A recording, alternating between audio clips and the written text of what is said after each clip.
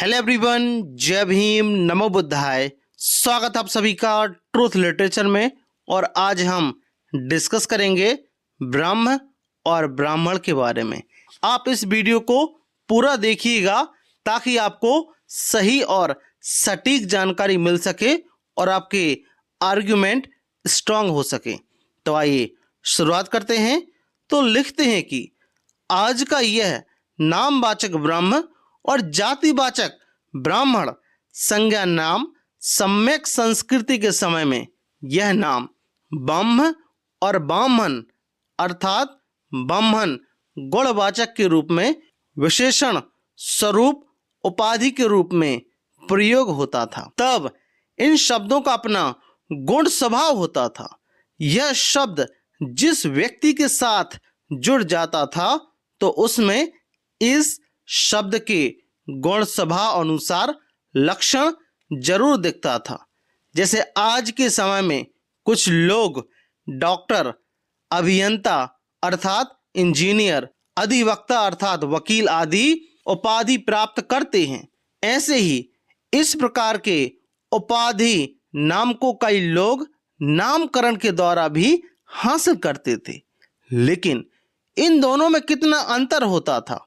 पहला वाला उपाधि धारक व्यक्ति उपाधि अनुरूप अपने अंदर वैसा गुण स्वभाव प्राप्त करते हुए अपनी उपाधि को प्राप्त करता था, तो वहीं दूसरा वाला उपाधि नाम धारक व्यक्ति उपाधि वाले नाम से सिर्फ नामित होता था। यानी एक गुण की वजह से तो दूसरा नाम की वजह से वैसे संबोधित हो रहा है। वैसे नाम तो किसी का भी रख सकते हैं, यहाँ तक किसी जानवर को भी उस नाम से संबोधित कर सकते हैं।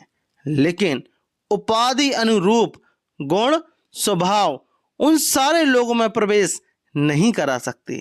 इसलिए नामवाचक और गुणवाचक वाले शब्दों के प्रयोग में मूल अंतर को आपको समझना चाहिए। सम्यक काल के उत्कृष्ट शब्दों को समय के बढ़ते क्रम में विकृति कहें या भाषा का संस्कार कहें, दोनों ही परिस्थितियों में यह दोनों नाम आज लोगों के बीच उपस्थित होकर भ्रम फैला रहे हैं। इन दोनों नामों का पूर्व की सम्यक संस्कृति में कुछ अलग ही पहचान व सम्मान था, लेकिन आज के इसमें ब्रह्म का प्रयोग अज्ञात और अदृश्य अलौकिक पात्र हेतु किया जाता है। वहीं दूसरा नाम ब्राह्मण का नाम समाज में अंधभक्ति युक्त कर्मकांड के लिए जाना जाता है या हजारों वर्षों से चली आ रही समाज में मानसिक शोषण वाली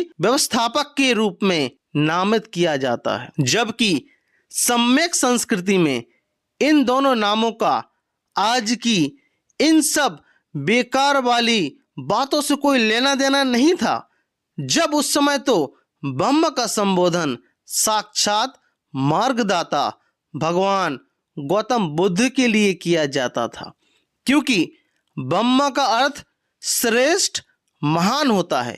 वहीं ब्राह्मण का प्रयोग उस समय में जो भी व्यक्ति विद्वान और गुणवान होता था उसे ही ब्राह्मण कहा जाता था। मैं यहाँ ब्राह्मण बोल रहा हूँ, ब्राह्मण नहीं बोल रहा हूँ। यह दोनों शब्द व्यक्ति की गुणवत्ता को प्रदर्शित करते थे। इसका पुरातात्विक अर्थात आर्कियोलॉजिकल एविडेंस भी हमारे पास है। सम्यक संस्कृति के समय आज के मध्य प्रदेश में सतना जिले के पास विशाल भरहुत स्तूप हुआ करता था, जिस भरहुत स्तूप के तोरण द्वार पर, वेदिका पर और साथ में स्तूप पर की गई शिल्पकला अपने आप में एक उत्कृष्ट पहचान है। उन सभी शिल्पकला को सर कनिंघम ने वहां से हटाकर कलकत्ता के राष्ट्रीय संग्रहालय में भरहुत गैलरी के नाम से स्थापित कर दिया। उसी भरहुत गैलरी में एक सुंदर शिल्प के साथ अभिलेख रखा हुआ है।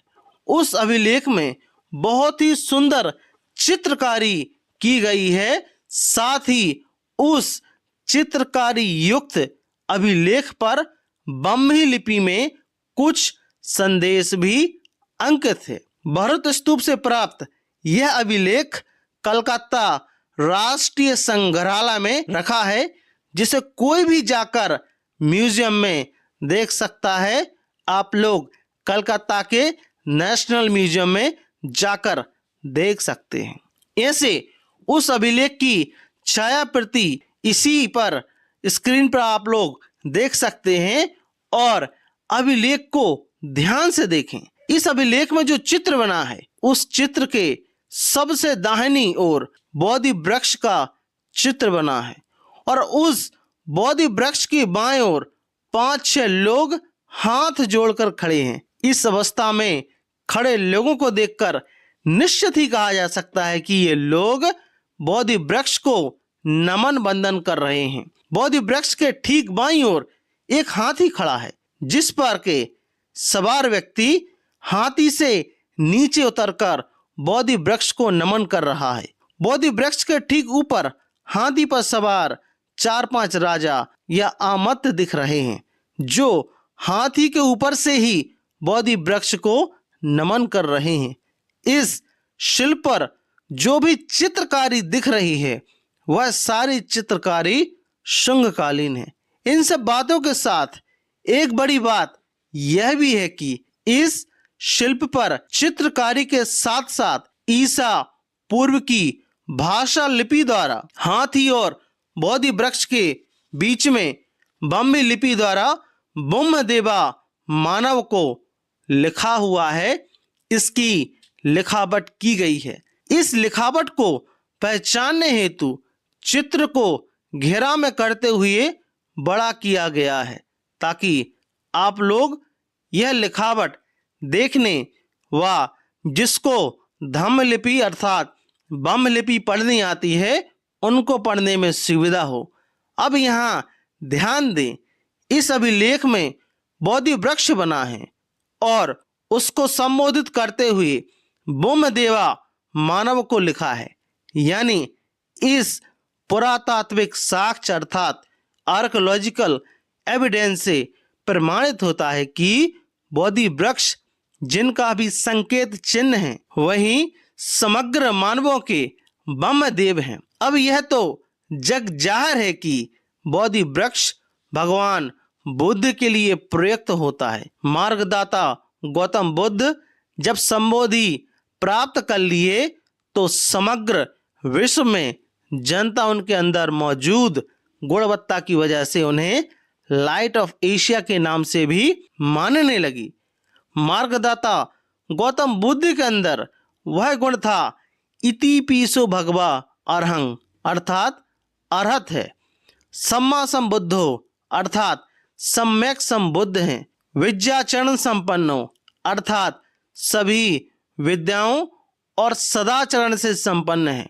सुगतो अर्थात सदगति को प्राप्त हैं। लोक विदु अर्थात सभी लोकों के जानकार हैं। अनंतरो अर्थात सर्वश्रेष्ठ हैं। पुरुष धम्म सारथी अर्थात भटके लोगों को सही मार्ग पर लाने वाले कुशल सारथी हैं।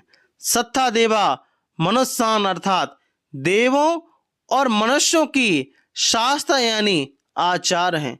बुद्धो भगवंती अर्थात यही भगवान बुद्ध हैं।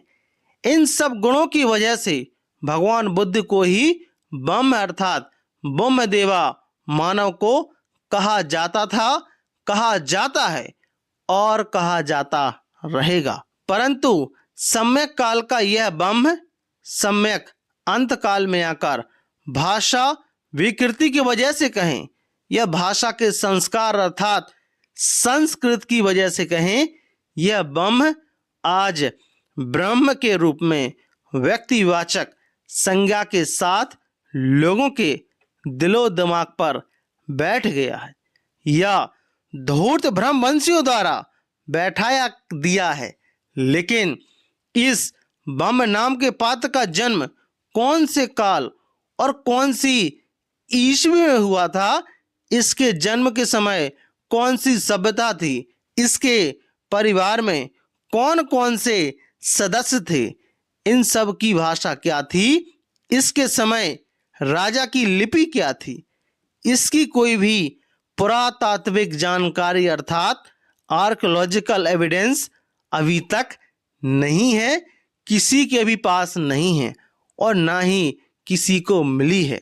यह तो अचानक से ब्रह्मवंशियों ने मुगल राजपूत ब्राह्मण गठजोड़ काल में कल्पना करते हुए एक कथा के रूप में लोगों के बीच स्थापित कर दिया था, जिस वजह से यह पात्र आज लोगों में काफी भ्रम पैदा कर रहा है। इस भ्रम में जितना जल्दी हो सके निकाल कर बाहर फेंक दें, क्योंकि गुप्त काल, कुषाण काल, मौर्य काल, बिंबिसार काल, सिंधु काल या पाषाण काल में कहीं भी इस ब्रह्म नाम के पात्र का कोई भी स्रोत नहीं है जिससे ये प्रमाण हो सके कि कोई ब्रह्म था। जो ब्रह्म का अभिलेख मिला है वह तथागत बुद्ध के लिए मिला है। तो आई होप इस छोटी सी वीडियो के माध्यम से आप लोग ब्रह्म का अर्थ समझ गए होंगे, जो कि संस्कारित भाषा में ब्रह्म हो गया। अगले पार्ट्स में हम चर्चा करेंगे ब्राह्मण के बारे में अर्थात ब्राह्मण के बारे में। तो आपका इस टॉपिक के बारे में क्या मानना है, प्लीज़ हमें कमेंट बॉक्स में ज़रूर बताएं। आप पॉजिटिव हो, नेगेटिव हो और एक सही भाषा में कमेंट जरूर करें। साथ ही साथ यदि आप ट्रूथ लिटरेचर पर नए हो, ट्रूथ लिटरेचर को आप सब्सक्राइब जरूर करें। साथ ही साथ हमारे वीडियोस को शेयर जरूर करें। जॉइन बटन के माध्यम से ट्रूथ लिटरेचर को आप लोग सपोर्ट जरूर करें। जय भीम, जय भारत।